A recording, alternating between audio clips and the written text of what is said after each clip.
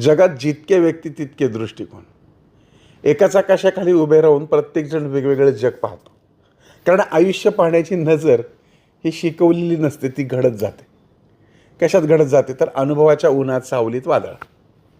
कोणासाठी आयुष्य म्हणजे संघर्षाची रणभूमी असते, तर कोणासाठी तेच आयुष्य शिकवण देणारी गुरुकिल्ली असते. काहींना जखमा आठवणी देतात, तर काहींना त्या जखमाच दिशा दाखवतात. अनुभव घेण्याची प्रत्येकाची क्षमता ही वेगवेगळी असते.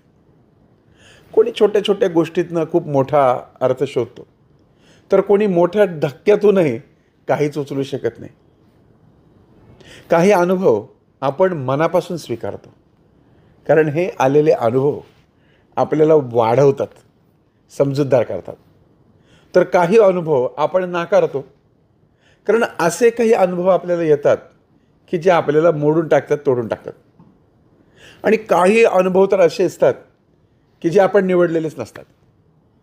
परिस्थितीच्या लेखणीने ते आपल्या आयुष्यावर लिहिले जातात.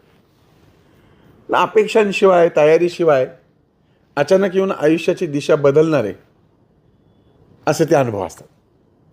पण खरा प्रश्न अनुभवांचा नसतो, तर त्या अनुभवांकडे पाहण्याच्या दृष्टिकोनाचा असतो. तुम्हाला मी नेहमी सांगतो की सकारात्मक प्रत्येक गोष्टीकडे पहा. आता हेच अनुभव कोणाला कमकुवत करतात, तर कोणाला मजबूत करतात. कारण परिस्थिती आपल्याला काय देते यापेक्षा त्यातून आपण काय बनतो हे महत्त्वाचं असतं. मला वाटतं की आयुष्य सगळ्यांना समान संधी देते, दिवस देते, पण अर्थ प्रत्येकजण बनवून स्वतः तयार करतो. आणि म्हणूनच कोणाच्या आयुष्यावर निर्णय देण्याआधी त्याच्या दृष्टिकोनामागचे अनुभव समजून घ्यायला हवेत. कारण शेवटी आयुष्य कसे आहे यापेक्षा आयुष्याकडे आपण कसे पाहतो हेच आपल्या जगण्याची खरी ओळख ठरवते. पटलं का तुम्हाला? पटलं असेल तर नक्की शेअर करा. पुन्हा भेटूयात पुढच्या भागात. ओम साई.